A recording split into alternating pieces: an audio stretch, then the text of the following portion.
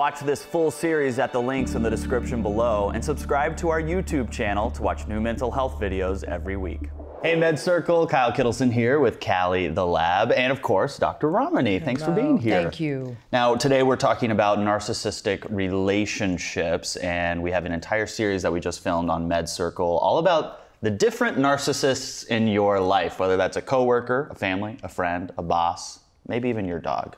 But I want you to say in the comment section below, who is the narcissist in your life? Because we all have one, as you say. Yeah, some people don't, but then we'll get into what that really means, because I actually think we all do have one, just maybe it's someone you don't know or something you don't recognize. Got it. So why do narcissistic relationships deserve such special attention? Well, you know, typically we have talked about the intimate relationship, Kyle. We're going to go beyond that, and we're going to talk about the fact that it goes beyond that into parents, adult children, coworkers, bosses, friends, in-laws, siblings. Like, our relationships take in a lot of territory. So you may be married to an angel or dating a sweetheart, but it's someone else in your life. The techniques are a little bit different. They have a different impact, but there are some universals. And once people can understand those universals, one thing the series is really going to do is get into how to apply these universal tools to each of these kinds of individual relationships. Right. So one of the big differences I can already see is that when you are in a romantic relationship with a narcissist, you might, you have the option to leave that relationship. Yes, ish. But you don't have the option to not have your mother. Right. You know, you're always going to have your mother. Right. So that's much more difficult to navigate. It's much more difficult. It's much more, it's trickier. I mean, obviously a romantic partner raises lots of other practical issues, but also keep in mind, it's a different level of responsibility. You chose the romantic partner in many cases. In many cases, maybe not all. But you didn't choose your mom. You didn't choose your dad. You didn't choose your boss in some cases. You know, your in-laws. So a lot of these other relationships, they feel like they were foisted upon you, or that's just sort of, it feels almost fatalistic. Right. A partner, a friend, those kind of feel like, I got myself into this mess, didn't I? So there's a different kind of responsibility, like I said, but there are some universals. All right, so what are some key strategies of managing narcissistic relationships? So there are some key strategies. The key strategies are, you know, number one, above all else, it is the single most important strategy, which is maintaining realistic expectations. That's everything. Because if you can do that, you don't get surprised. Yes. You don't get shocked. Yes. You may still get disappointed, but maybe not as much. Right. Right? And so you're kind of like, oh, that's just them being them. Yeah. You know, and you're not like, what do you mean? You know, and think, well, what? It rains. I mean, if you live in Seattle, it rains, kind of thing. Yeah, why are you like, surprised? why are you surprised by this? So the realistic expectations can help you mentally prepare, frankly, sort of physically prepare, do the things you need to do to get ready for an interaction and not feel as devastated on the back end. Because invariably, narcissists are going to let you down, or even worse, be abusive or unkind or cruel. So that's number one. Number two, and I should almost say this last, but I'm going to lead with it, is radical acceptance. This is it. That's hard. And you better believe it's hard, but it's everything. Yeah, and why did you say radical acceptance and not just accept it? Because radical acceptance is, this is it, it ain't changing, this is it. We did a series on narcissistic personality disorder from MedCircle, and one thing you said in there was, you said, when people come to me and say, well, he's so unpredictable, you said, what do you mean? Narcissists are the most predictable people in the world. Yeah. Yes. They are predictable, and I think you can predict their unpredictability in a way. So it's that piece. So that's number two, okay? Number three is don't engage. I know that's a hard one, okay? So it's the hard part about not engaging is like, I have to talk to this person. You have to talk to them, but don't give them too much rope. Yeah. So keep your answers trim and slim. Don't render yourself vulnerable.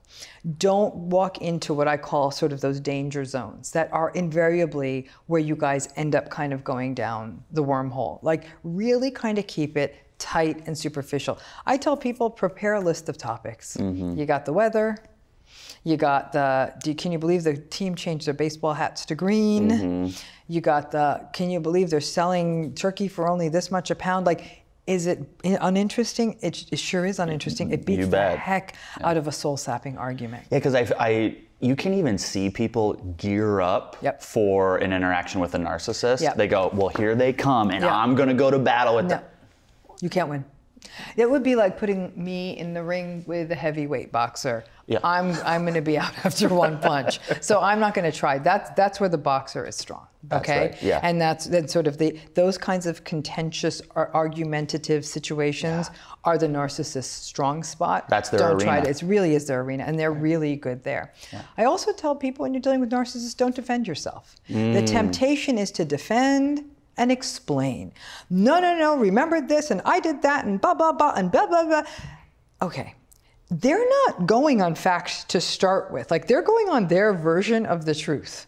So if somebody accuses me of something I clearly did not do, or clearly did not say, to defend it is actually giving some credence to what they just said. So let's say I'm a narcissist, and we decided that we were going to film today at 9 a.m.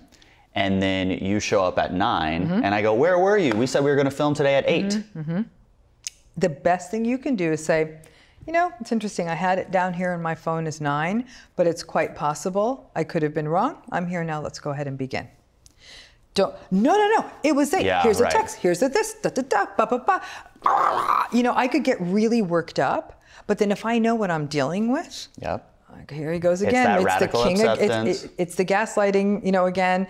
You know, gaslighting only works if I'm gaslightable. Yes! Woo! Gaslighting only works if you're gaslightable. So if I know I'm dealing with a narcissist, I know they're going to gaslight me. Realistic expectations, radical acceptance. So when you do it to me, I honestly think inside, the formula works again. Yes. You know, so that's comforting. Next technique, boundaries, boundaries, boundaries. Yes. Boundaries mean lots of things to lots of people. They are sort of psychological lines in the sand. You know, and part of it is that not engaging. It's being, you know, it's understanding when you need to leave the conversation. That's a big part of boundary setting. It's huge because what happens is so many people maintain so much hope for these relationships. Today's going to be different. This Christmas is going to be different. This date is going to be different. My birthday this year is going to be different.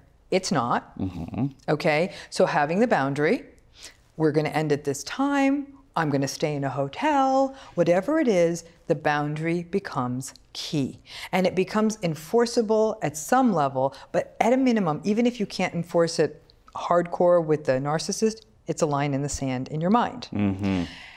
Another piece of engagement with, or having any kind of, or managing, I should say, a relationship with a narcissist also comes down to how you manage sort of the back end of it, okay? It's exhausting, and it's easy to ruminate and obsess. When you say the back end, you mean? You're done with the interaction. Okay, like how you recover from those interactions. You leave Thanksgiving dinner with your mom, and you can't stop thinking about it.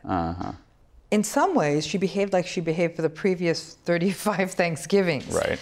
So I think that it's I can't believe this. That goes back to the realistic expectations. Right. So there is a whole host of ways that all of these tools work. I have worked with so many clients because I do a lot of short-term consultation with clients who want to sort of understand this in their specific life situation, and they'll bring it to me, and we'll have it tackled in 15 minutes just using these techniques, and then they'll practice them. They write it all on their phone, and they'll say, "This worked." Life chain gene. Yeah, these are narcissist hacks. They work, but you have to tweak them a little. Yes. Based on the kind of specific relationship the person is in. So what works with a neighbor or an in-law may not work with a mother or an adult child. Right. Well, let's give our viewers a look at this series on narcissism and what they can expect. Take a look at this. A lot of people get lost in like, are they narcissistic? I got to figure this out. As though they're giving a diagnosis. Right. The adjective by itself is not diagnostic. No. If you really experience from this parent that they were difficult and selfish and cruel, there was an antagonistic quality to them, Maybe I'll help you circle that drain and say, yeah, your parents seem narcissistic. It almost doesn't matter. If it felt like that emotionally distant and invalidating and controlling a childhood, doesn't matter. It was still a miserable experience, and it's definitely something that shaped you. And that's the key. A parent shapes us. So now your personality is being shaped by a person who likely devalued emotion. I would say that over 90% of people who grew up in narcissistic family systems walk around with the mantra, I am not enough, haunting them for the rest of their lives. You can watch that entire series and other series by Dr. Ramani at MedCircle.com. And just so you're aware, we go over managing a narcissistic relationship with a parent, siblings, a child, an in-law, a friend, a coworker. I mean, anybody in your life who could possibly be a narcissist, we cover. And I also wanted to share this with you on camera. I haven't told Dr. Ramani this yet. I, on Instagram, said I was meeting with you yesterday. And I asked them if they had any questions about narcissism.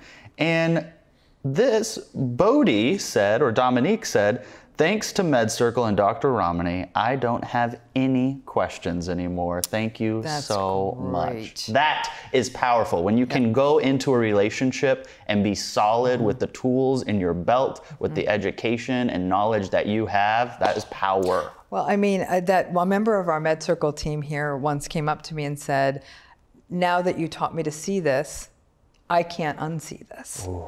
And that when she said that to me, it was really, really powerful, because it reminds me that once we do have some knowledge, you know, whatever it is, from when we're children all the way through adulthood, that sometimes just knowing these things, we should be teaching this in school. Absolutely. Until then, MedCircle is going to have to be what steps in to teach people. Until then, you got us. Yeah. So make sure you leave a comment below letting us know who the relationship, or who in your life could possibly be a narcissist. And also give this a nice thumbs up. It helps us spread the word on narcissism and help spread Dr. Ramani's amazing insight and education. I'm Kyle Kittleson. Remember, whatever you're going through, you got this. Thanks for watching. If you liked what you just saw, then why not subscribe? Click right here for new episodes and new series every week. And to access exclusive mental health videos that we only release at MedCircle.com, check out the links below.